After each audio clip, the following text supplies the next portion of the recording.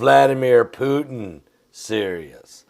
That's the question. That's the real question. But prayers may have been answered. We've been praying, no war, please, hoping that Vladimir Putin would back off, or that at least Russia and NATO could come to some kind of agreement.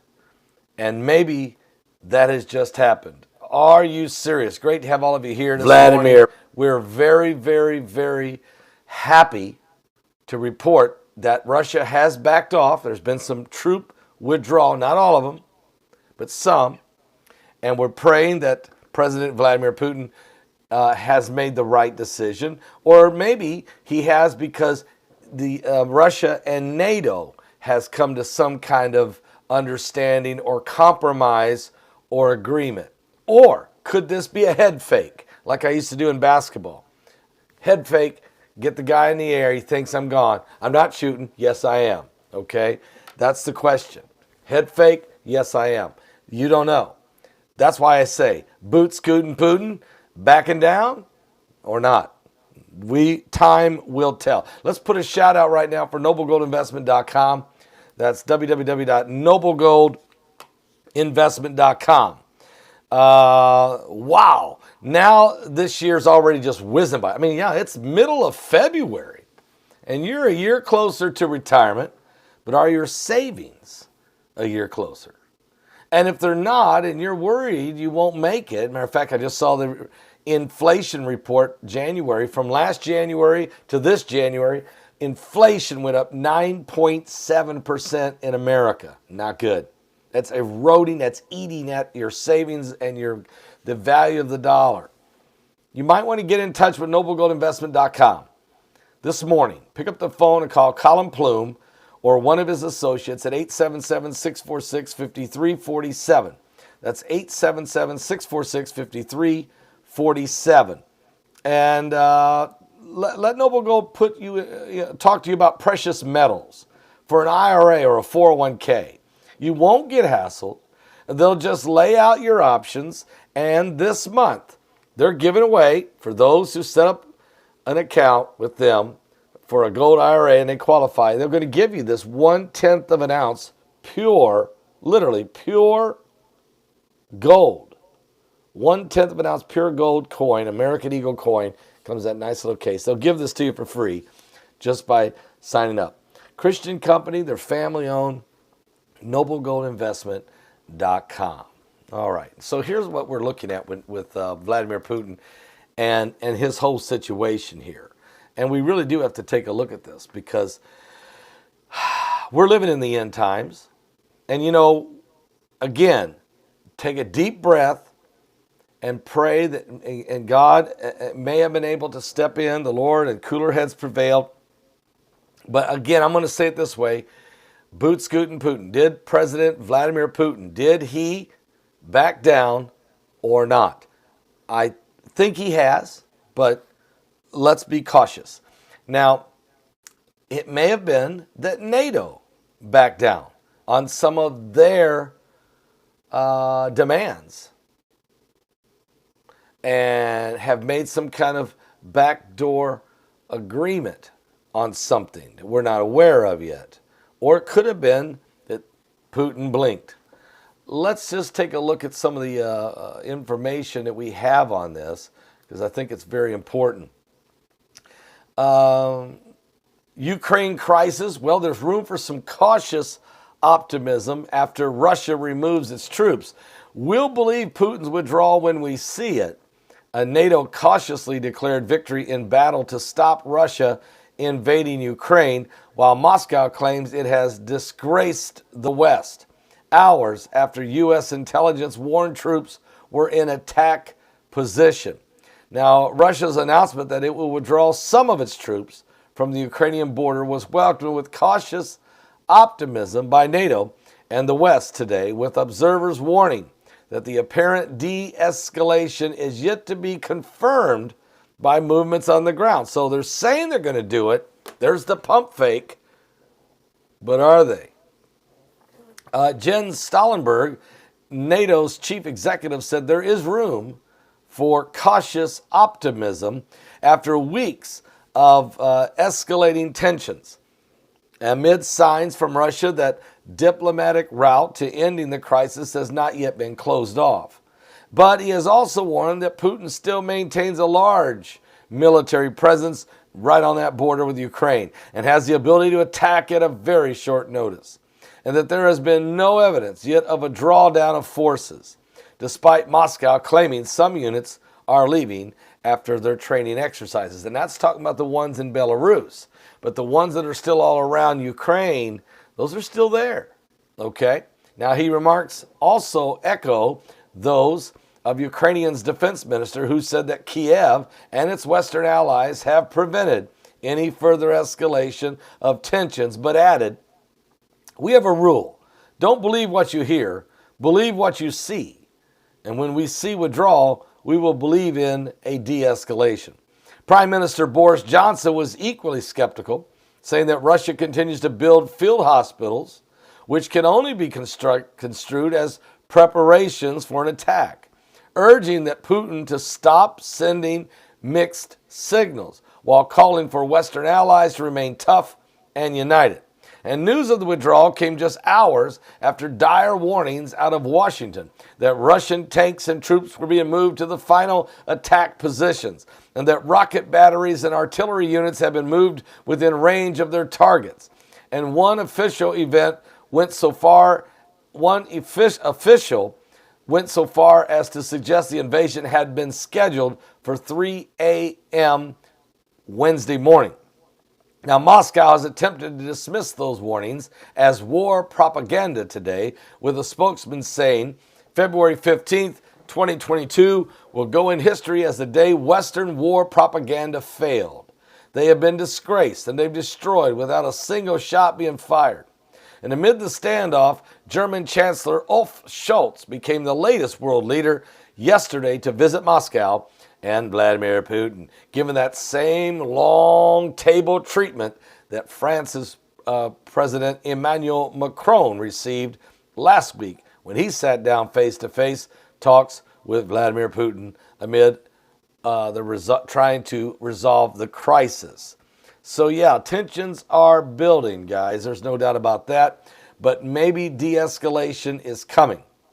Now, Russia has claimed today it is withdrawing some of its forces from Crimea and the Ukraine border region after training drills in what could be the first sign of a climb down by Vladimir Putin. And here's that long table we're talking about. Remember, Putin's on one end. It's 20 foot long.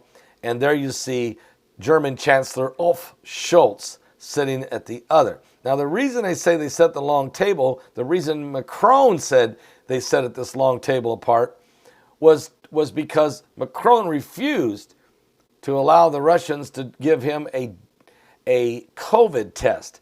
He said, "I'm not giving you any of my DNA." It's very possible that German Chancellor Scholz had the same stance, not want to take any chances on what could be on the end of that swab.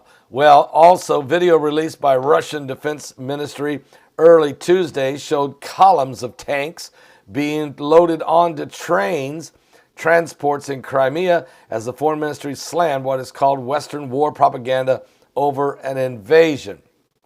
And tanks are pictured leaving Russian base in the Ukraine border region, which it claims is part of a withdrawal from the region, despite Washington warning that these troops are actually moving closer to the border and not to buy this. This is what I'm saying, guys. This could still be a pump fake by Scootin, Putin. Ukraine today hailed Western efforts aimed at preventing war, saying they appear to be working as Russian forces withdraw, while also cautioning that the withdrawal might not be what it seems. And let me just say something. It could be that Putin never did intend to attack, but was trying to draw the Western nations into recognizing that he's feeling cornered. And he's been saying this for a long time, that he doesn't want to be cornered. He doesn't want to be threatened.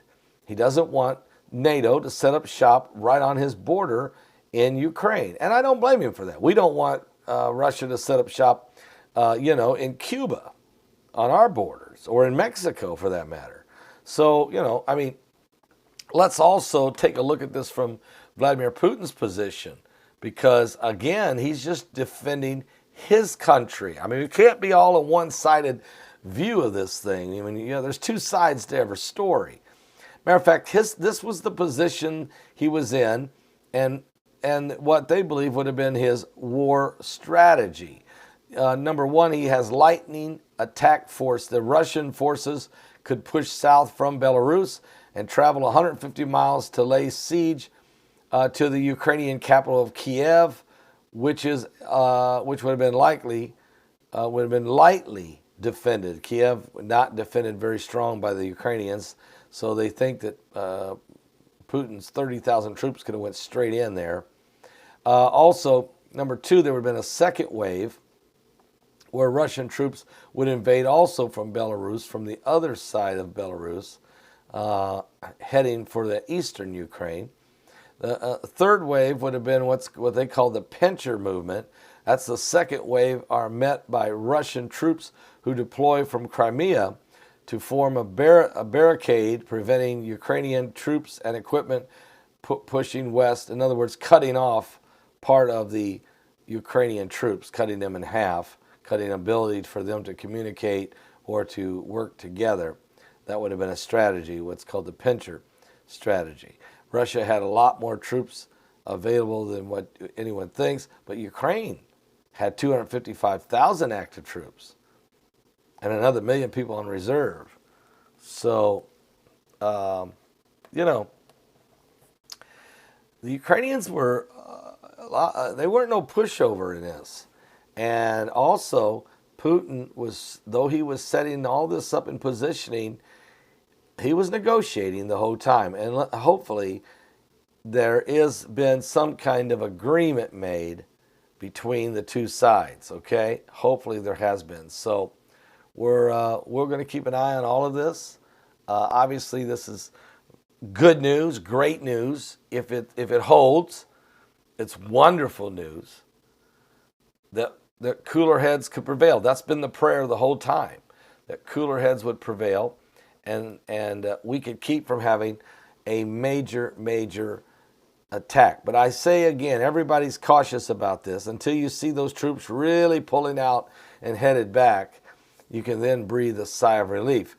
They're still there. Maybe they're moving a little bit, but just along the border there's not a major pullback yet.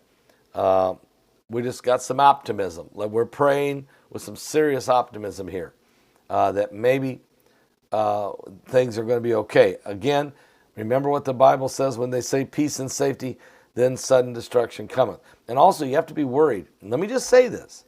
You have to be worried about America. Yeah, I'm live, but come on in. Okay. All right. Tell him I'll call him right back, okay? Okay. Uh-oh.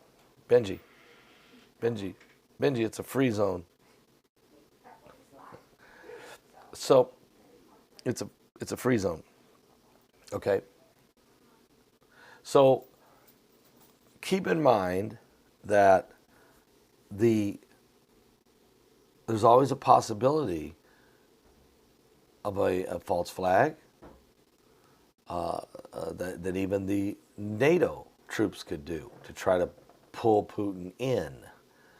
Okay, and I'll be honest with you. There's been a lot of war talk from propaganda from the West that have really tried hard to also draw Putin in to some kind of conflict for quite some time now, really for years. All the way back from before even Trump was elected, okay? We heard a lot of this kind of stuff under the Obama administration, and certainly we have since Biden went in office as well. So, again, you know what? There's two sides to all stories. There's two sides to every situation.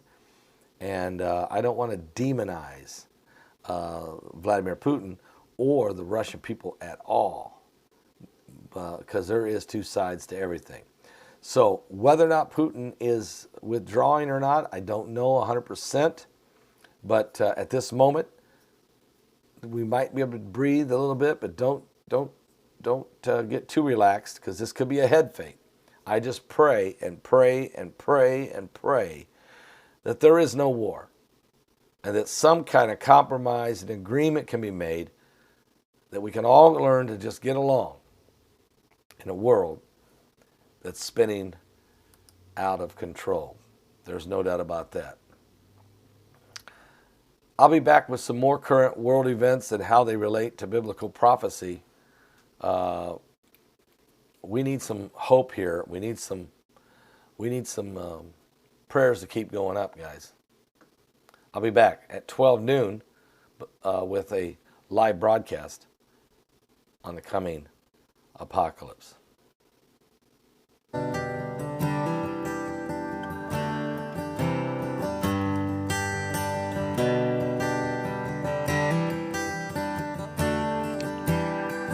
I was walking home from school on a cold and winter day.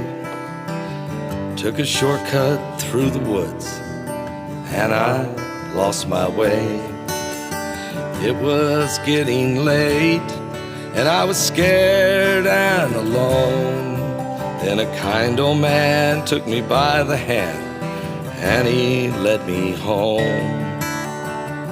Mama couldn't see him, but she was standing there. I knew in my heart he was an answer to my prayer. Oh, I believe there are angels among us, sent down to us from somewhere up above. They come to you in our darkest hour, show us how to live. They teach us how to give, to guide us with the light of love.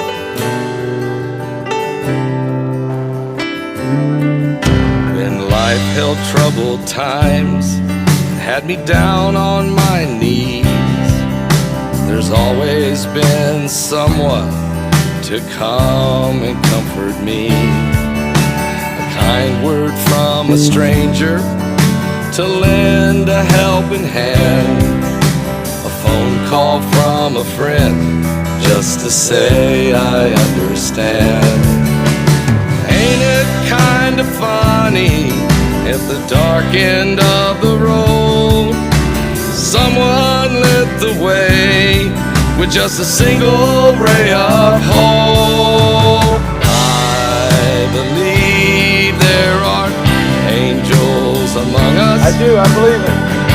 Sent down to us from somewhere up above. They come to you in your darkest hours. They show us how to live. They teach us how to give, and guide us with the light of love. They wear so many faces, show up in the strangest places, grace us with their mercy in our time of need.